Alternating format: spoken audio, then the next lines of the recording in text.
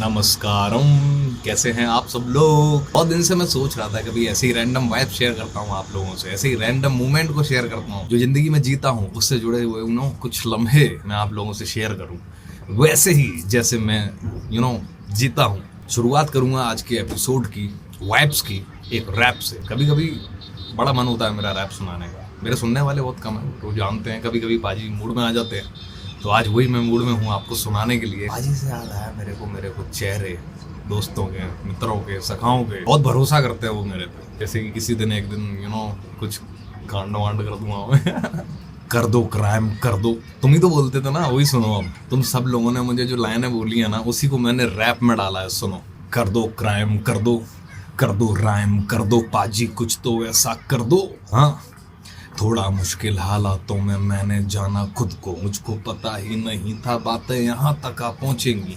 एक बात का इल्म था कि रास्ता तो खुद का ही होगा पीछे काफिला जो यादगार मंजर सा होगा। यादगार हम कलाकार जैसे पर्ची भरते रहते तुम, जिम्मेदारी हमारी उसको शब्दों में लिख देते। तो क्या है मामूली ये बात, एहसासों को लिख देना। एक शब्द का मतलब होता है जज्बातों को बयां कर देना, पर पहले ना है हम, हमसे पहले आदि योगी हैं। वो चारित्रिक तौर पे देखो हर एक माया भोगी है। ऐसा दिन भी आएगा जब शब्द खत्म हो जाएंगे, जो हंसते रहते लिखते हुए वो पहले ही रो जाएंगे। हम खो जाएंगे हम सब जाके जज्बातों में ऐसे गहरे खो जाएंगे। लिखते रहते हैं तो ऐसे कभी कभी कलम चल जाती है। एक और रैप याद आया मेरे को, चलो वो भी सुना देते हैं। अब लगे हाथ। तू ही पुण्य तू ही पाप तू ही तेरा आज है, समाज है ये खोखला जो कहता तुझ पे नाज है। अगर मैं आज ये कहूँ कि 7 खून माफ हैं, तो ये समाज बोलेगा कि तू ही मेरा बाप है।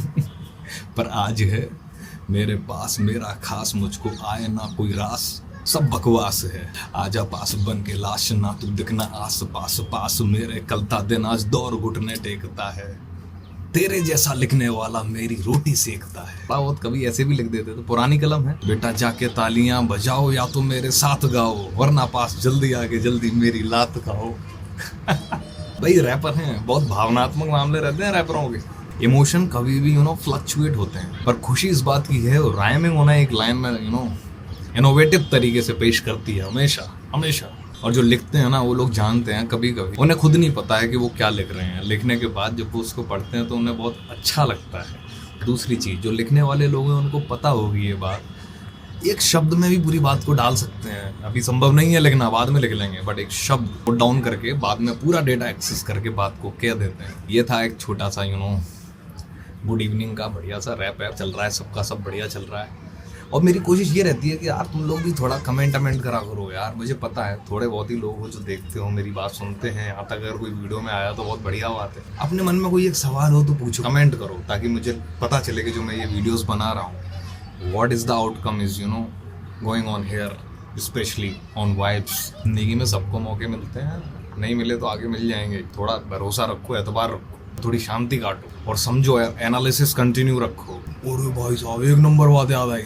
कई बार क्या होता है कि अपन ने प्लान बनाया, ठीक है, अब वो कल वापस चेंज हो गया, परसों फिर चेंज हो गया, एग्जीक्यूट नहीं हो पा रहा क्योंकि उसमें बार बार कुछ ना कुछ। तो याद रखना तुम्हारा वो प्लान जो हमेशा कुछ नया, कुछ अपडेट हो जाता है और इस वजह से एग्जीक्यूट नहीं हो पा रहा, तो समझ लेना उससे बेहतर तुम्हारे पास जिंदगी में कोई प्लान नहीं है। कई चीज़ें करने में शुरुआत बहुत छोटे आइडिया से होती है, और अगर बार बार आपका आइडिया इनोवेट हो रहा है, बार बार कुछ ना कुछ नया ऐड हो रहा है, तो याद रखना उसका एक अंतिम बिंदु भी है जहाँ पर जाके तुम्हें एहसास होगा now I am okay to rock. तो ये एक बात थी जो मुझे आपसे शेयर करनी थी। बाकी मिलते हैं जल्दी।